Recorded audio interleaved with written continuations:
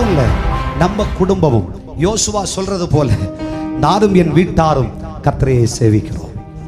எத்தனை பேர் அப்படி சொல்ல முடியும்? புருஷன் ஃபாரின்ல இருக்கிறார், இருக்கட்டும், பரவாயில்ல. மனைவி ஃபாரின்ல இருக்கிறாங்க, இருக்கட்டும். பிள்ளைகள் படிக்க போயிருக்காங்க, இருக்கட்டும். ஆனாலும் நானும் என் வீடும் என் குடும்பமும் காலை மாலை வந்துச்சுன்னு சொன்னா குடும்ப ஜெபத்தை விடுறதே கிடையாது. ஹல்லேலூயா. ஐயா, என்னதான் குடும்பத்துல கல்யாணம் நடந்தாலும் சரி, வீடு பால காய்ச்சாலும் சரி, ஆமென், என்னதான் கெட் டுகெதரா இருந்தாலும் சரி, கையை தூக்கி அல்லேலூயா சொல்லுங்க. சர்ச்சில் ஒரு கூட்டம் நடக்குதுன்னு சொன்னா, சர்ச்சில் ஒரு ஆராதனை நடக்குன்னு சொன்னா, சர்ச்சில் ஒரு விசேஷித்த கூடுகை நடக்குன்னு சொன்னா, நான் வேற எங்கேயுமே போக மாட்டேன். நான் அப்பா பாதத்துக்கு தான் வருவேன். நான் கர்த்தரை சேவிக்கிற மனிதன். எனக்கு முதலாவது இயேசுதா.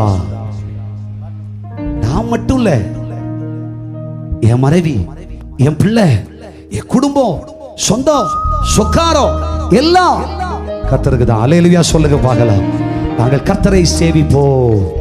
எல்லாரும் சொல்லுங்க, கர்த்தரையே சேவிப்போம். ரெண்டு கையை தூக்கி சொல்லுங்க, கர்த்தரையே சேவிப்போம். கர்த்தரையே சேவிப்பது ஆகாததென்று கண்டா, யாரை நீ சேவிப்பாய் என்பதை இன்று தீர்மானம் செய்வாய்.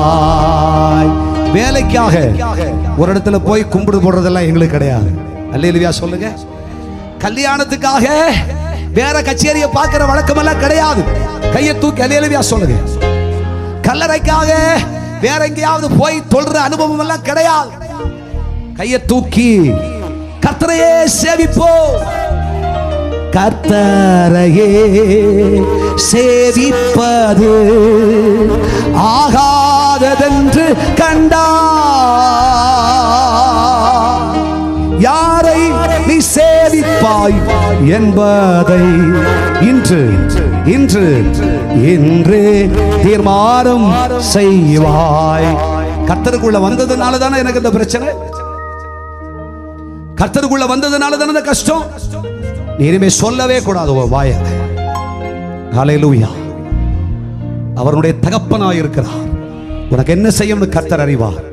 நீ கர்த்தரையே சேவிப்பாயாக, அவரையே பின்தொடருவாயாக, அவரையே பின்பற்றுவாயாக. ஹல்லேலூயா. சங்கீதக்காரர் சொல்றாருல்ல, கர்த்தருடைய ஆலயத்துக்கு போனா கூட நான் சும்மா போக மாட்டேன், நானும் என் வீட்டார் அனைவரும் தேவாலயத்திற்கு போவோம்.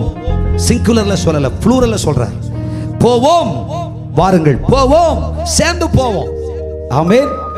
பைபிள் எடுத்துக்கிட்டு, பாட்டு புத்தகம் எடுத்துக்கிட்டு, கர்த்தருடைய சமூகத்துல கம்பீரமா குடும்பமா போவோம். கார் இருந்தா கார்ல. அல்லேலூயா சொல்லுங்க. ஆமென்.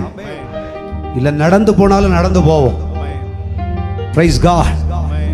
அன்றைக்கு 12 பிள்ளைகள் 18 பிள்ளைகள் பிறந்தார்கள் ஒரு குடும்பத்தில். ஆமாதானா? அண்ணன் தெரியும் இல்ல, பிறந்தார்கள் இல்லையா?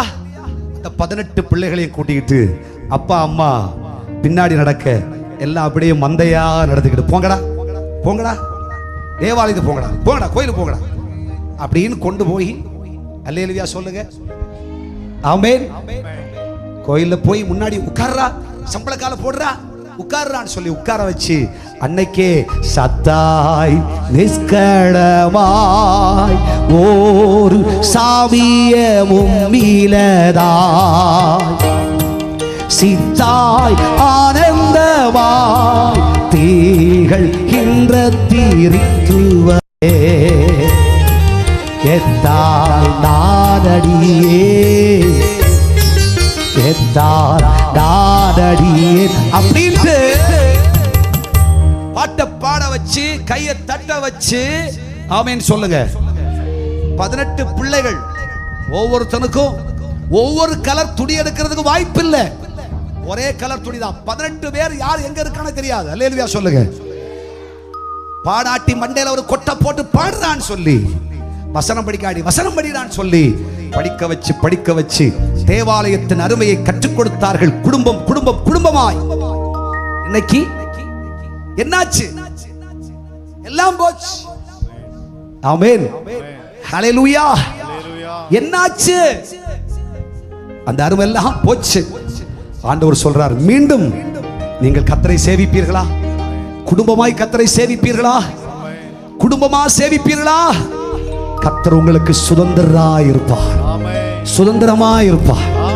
அவருக்குரியதெல்லாம் உங்களுக்குரியது. செய்வீர்களா?